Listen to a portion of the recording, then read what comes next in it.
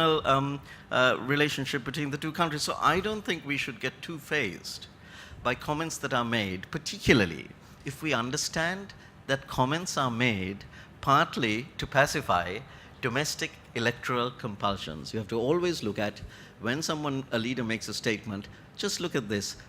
Just ask yourself the question, when is his next election? And then you have your answer. So I think irrespective of what someone says about it, that does not in any way justify, okay, thank you. Let's go to Shamir. He had a question first, Yes. and then we'll come to you, right? It work? Yeah, okay. A very good afternoon, Dr. Nonis. First of all, my question to you is, you've been holding office as the High Commissioner of Britain for a period of 2 years. And during these 2 periods in question, there has been many reports, many documentaries released by Channel 4. And the government has stressed that these footage are fabricated and have reiterated that these footage have no basis at all. As the High Commissioner of London, what steps have you taken? Have you taken any steps to challenge this in a court of law in Britain? Because there are measures that could be taken in Britain to challenge these footage and the organization itself. Have you, as the High Commissioner, taken any steps regarding this? Successive High Commissioners, including myself, including the government of Sri Lanka, has looked at it from a legal perspective. But many people, in a democracy, many people will have divergent opinions. Many people will have negative as well as positive publicity. Channel 4 is an extremely marginal TV company. In Britain, the significant percentage of British people, and I lived there for 28 years, do not in any way even bother to look at Channel 4. That's probably why it's called Channel 4 and not Channel 1, 2, and 3. And I really don't understand why so many of you in Sri Lanka get so worked up about it. If you ask the average person, whenever Channel 4 has shown a documentary on Sri Lanka, people here get sort of quite irate about it, and justifiably so. But the point is, we all realize, as well as the majority of people there, this is not a documentary. If you look at it, it's more like Star Wars in terms of fiction. It's very emotive. It's very emotionally disturbing. But it is not responsible journalism. And when you start off, you realize that. You realize, for example, the main actor, Vani Kumar, portrayed as an innocent graduate, was actually, had very strong LTT and Elam activist links. So your answer starts from there. From there, you realize if the outcome is prejudged, then there is little purpose in itself. Many people have looked at it. We've seen that a lot of the metadata has been erased. We've seen that a lot of the sequences have been reversed. A lot of the footage, even the original footage showing purported soldiers but wearing slippers, for example, has been erased from the footage. And there are many aspects to it which have been challenged. But the point is, it is very much a peripheral documentary. If you look at the second documentary of it, it is something like 80 to 90% a repeat of the first. If you look at the third documentary, that's again 80 to 90% a repeat of the second. So I wouldn't call it a documentary. It is unauthenticated, uncorroborated, and not a second of it has been actually filmed originally from a Channel 4 journalist or an ITN journalist. So it ends there. I mean, to me, people are perfectly entitled to make whatever they want. It does not justify it, because I think the tragedy is not that. The tragedy is when whatever is used for fame or pecuniary gain then ends up retarding the reconciliation process and retarding the healing of the wounds of conflict. That is patently wicked. So I think that if people are getting money by selling their viewing rights, whether to books or whether to movies, they are perfectly entitled to do it, provided it does not hurt the innocent people, the innocent children, and our children's children, where we are seeking to reconcile Tamil, Muslim, Sinhalese, Burgher, Malay. When we are doing that after a 28-year bitter conflict, it is very wrong of people to make money off effectively the blood money of terrorism. And I think that is very sad. But certainly in terms of steps, yes, it has been looked at time and time again. But we believe that a far more powerful point is that when people visit the country, you see, we've had a very anachronistic narrative for many, many years, accepted. But little by little, that is changing. I find that in my tenure of just two and a half years, we have engaged When you ask, we've engaged with the diaspora. We've invited the diaspora to come to the High Commission.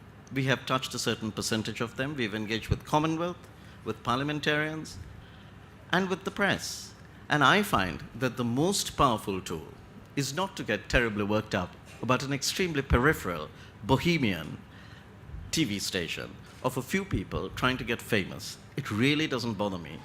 What is far more important is that we work with you within the media, encourage you to come to Sri Lanka and see for yourselves. And that is the beauty of what Chogam has offered this time. I think it's very wonderful that so much of the press are here, because it is you, if you carry out responsible journalism, which Channel 4 does not. It is you who carry out responsible journalism, and when you carry out responsible journalism, you will always not be judgmental, you will not be prejudiced, but you will be fair. Sri Lanka does not want embellishment from anyone. What it wants is those basic principles, those universal principles of just justice, fairness, and equity. And that is why you all play a great part, and that is why we are so pleased that Chogam is happening today, because it gives the opportunity for the press to be here. Thank you. Let's go here, and then we'll come to you, Shahan. I am Rajasingam, editor Asia. Yes. Yes. Editor Asia Tribune. Yeah, It's yeah. okay, yeah. If you hold it, yeah. Yes. Are you able to hear? Now I can hear. Yes. Okay. I think I must say bravo to you for avoiding answering what this other gentleman asked you. He asked you whether you have filed a case or whether you have taken action, taken a legal action against the Channel 4. But you have avoided answering that. Instead, you made a lecture about journalism. Thank you very much for your lecture. No, I think I answered that at the beginning, because what I said is that we, including the government, has looked at the legal aspects of it. And we have decided that that would not be the path to go. Because people are, particularly in places like the UK, entitled to actually make sort of what they call documentaries or whatever like that. And that is not the path to go in terms of a legal challenge. The path to go is to encourage these people to come to our country. So I very specifically answered that at the very beginning of my question by saying, yes, we have looked at it, not just myself, but successive High Commissioners have looked at it, and the government of Sri Lanka has looked at it. But we do not feel that that is the path, and that is the advice we have. But anyway, Yes. I don't agree with you. You should have taken legal action. This is what I feel. You know, in Sweden, I am from Sweden, there are legal action taken against me for writing about the tigers. And still I am undergoing this again. You're facing the court action filed against me by some of the former LTTS. So I think the best course of action is to pin them in a court of law so that they will stop at least till the cases are over, stop writing further and filming further about Sri Lanka. You know that we tried to confront them. Other day, when Madam was also chairing a briefing where Channel 4 people were here, they had the guts to ask, why President didn't attend the press conference? Is he afraid of meeting us? So I was there, and the Daily News editor was Rajpal Abednagar was there, and our